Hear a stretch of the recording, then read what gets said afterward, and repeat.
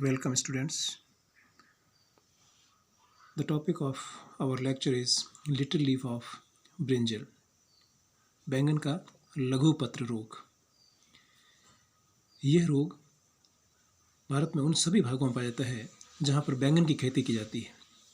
जहाँ भी बैंगन उगाया जाता है वहाँ पर यह रोग पाया जाता है। और सबसे पहले इस रोग को 1939 में थॉमस एंड कृष्ण स्वामी ने इसको सबसे पहले रिपोर्ट किया था कोयम्बटूर में। और यह रोग जो है बहुत ही ज़्यादा नुकसान पहुंचाता है, मतलब 90% तक। अगर संक्रमण की स्थिति ज़्यादा हो तो 90% तक की फसल जो है इससे नष्ट हो जाती है। और इस माइकोप्लाज्मा की व्यापकता या फिर इसकी सीवियरिटी इतनी अधिक होती है कि बैंगन की कोई भी किस्म इसके प्रति प्रतिरोधी या रेजिस्टेंस नहीं है। और इस रोग में जो है इसके जो तरुण पौधे हैं उसमें फूल और फल उत्पन्न नहीं होते हैं, बहुत ज़्यादा इससे नुकसान होता है। इस रोग के लक्षण के बारे में देखें हम, ये ब्रिंजल प्लांट्स, और इसमें हम देखते हैं कि इस रोग में जो पौधा है वो झाड़ीनुमा हो जाता है।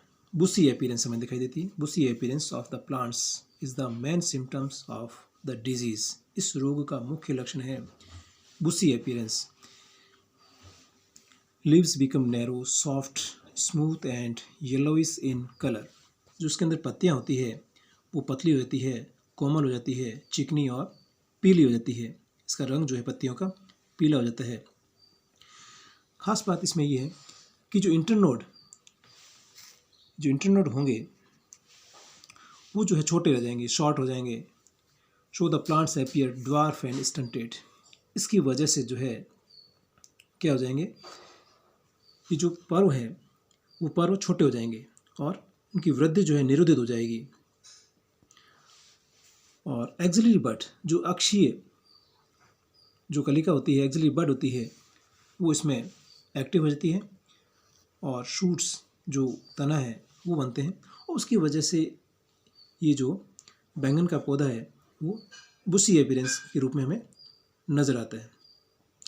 इसके अलावा हम ये देखते हैं कि जो बहुत ही ज़्यादा संक्रमित पौधा है, सीवियरली अफेक्टेड है, उसमें फिलोडी होती है। फिलोडी मतलब इसके अंदर फ्रूटिंग और फ्लोरिंग जो है ये नहीं होती है। और जो फ्लोरल पार्ट अगर कोई बनता है तो वो ग्रीनिश लीफ लाइक स्ट्रक्चर, हरी पत्ती नुमा संरचना में। एक तो फिलोडी होगी कि इसके अंदर फ्लोरिंग और फ्रूटिंग जो है, अगर सीवियर अफेक्टेड प्लांट्स है तो उसके अंदर फिलोडी हो जाएगी, फ्लावर नहीं बनेंगे, फ्रूट्स नहीं बनेंगे। और अगर उसके अंदर फ्लावर बनते हैं तो वो ग्रीनिश लीफ लाइक स्ट्रक्चर, हरी पत्ती नुमा संरचनाओं में परिवर्तित हो जाते हैं। और पौधा जो है वो कैसा हो जाता है, बंदी हो जाता है, स्टेराइल हो जाता है। और इस जो है माइकोप्लाज्मा इसमें क्या करता है कि होस्ट के फ्लोएम जो है उसकी चालनी नलिकाओं में, जो फ्लोएम ट्यूब जो है सीव ट्यूब से उसके अंदर रहता है। उसके बाद हम कॉजल ऑर्गेनिज्म या रोगजनक की बात करें तो इस डिजीज़ का जो पैथोजन है वो पैथोजन है माइकोप्लाज्मा लाइक ऑर्गेनिज्म। और अगर प्लांट्स में अगर इन्फेक्शन करता है तो इसको हम कह सकते हैं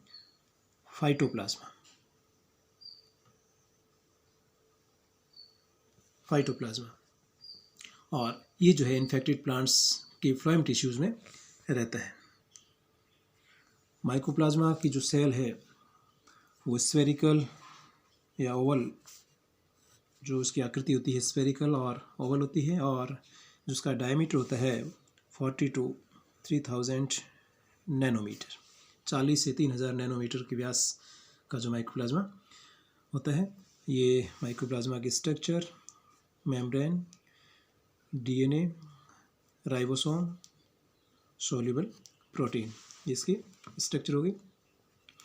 अब हम देखते हैं डिजीज़ ट्रांसमिशन कि रोग का संचरण कैसे होता है, डिजीज साइकिल क्या है इसका, इस रोग का लिटिल लीफ ऑफ ब्रिंजल का। तो सबसे पहले हम देखते हैं it is graft transmissible disease. Graft transmissible disease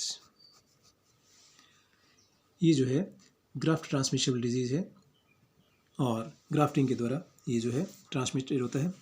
प्रकृति में जो है, नेचर में, ये जो है हिशिमोनास फाइसिटिस एक इंसेक्ट है। उस इंसेक्ट के द्वारा ये जो है डिजीज़ ट्रांसमिटेड या संचरित होती है। एक मक्खी है हिशिमोनास फाइसिटिस, उसके द्वारा इस रोग का संचरण होता है। It survive on many alternative host like carat. इसके कई वैकल्पिक पर्पोसी होते हैं, जैसे गाजर है, गाजर के अलावा मेथी है, चील है, उनमें जो है ये भी माइकोप्लाज्मा पाया जाता है। और माइकोप्लाज्मा जो है इसके अलावा, बैंगन के अलावा, धतूरा और सदाबहार कैथारैंथस रोजियस, धतूरा, फेस्टुओसा, उसमें भी जो है ये डिजीज़, उस पर इन्फेक्शन कोज करता है। और अब नेक्स्ट हम देखते हैं कि it is not transmissible and transmissible, it is not self transmissible and mechanical transmissible, कि ये जो है इस रोग में, प्रकृति में इस रोगाणु का, इस माइकोप्लाज्मा का संचरण जो है यांत्रिक संचरण नहीं होता है या रस संचरण नहीं होता है, बल्कि रोपण के द्वारा या कलम बंधन, कलम जैसे बांधते हैं, ग्राफ्टिंग करते हैं, उस ग्राफ्टिंग के थ्रू जो है इस रोग का ट्रांसमिशन होता है। उसके बाद हम कंट्रोल मेजर देखते हैं। सबसे पहले देखते हैं eradication of weed host and affected plants from field. जो इसके वीड होस्ट होते हैं, जो अल्टरनेटिव होस्ट होते हैं, उसको जो है, या फिर अफेक्टेड प्लांट जो है उसको फील्ड से हटा देना चाहिए, नष्ट कर देना चाहिए, कि रोगग्रस्त पौधों को या फिर उसके जो वैकल्पिक पर्पोसी है उनको यहाँ खेतों से हटा देना चाहिए। Vector insect for the disease, जो इस डिजीज़ के लिए जो रेस्पॉन्सिबल है, जो वेक्टर रेस्पॉन्सिबल है, उसको कंट्रोल करना चाहिए। कौन से वेक्टर को? इसके अंदर जो हिशिमोनास फाइसिटिस, जो हिशिमोनास फाइसिटिस जो फ्लाई है, मक्खी है, उसको कंट्रोल करना चाहिए स्प्रे के द्वारा। Spraying with pesticides like Metasystox, Metasystox एक पेस्टिसाइड्स है, उस पेस्टिसाइड्स के द्वारा स्प्रे करने से कि हम इस वेक्टर को कंट्रोल कर सकते हैं, और जब वेक्टर कंट्रोल होगा तो ये डिजीज़ भी कंट्रोल में हो जाएगी। Next control measure, spraying with antibiotic tetracycline. Tetracycline antibiotic के स्प्रे द्वारा, कि इसका जो है 500 पार्ट पर मिलियन 500 ppm सॉल्यूशन के अंदर जो है इसका स्प्रे बनाते हैं, और उस स्प्रे के द्वारा हम इस डिजीज़ को कंट्रोल कर सकते हैं।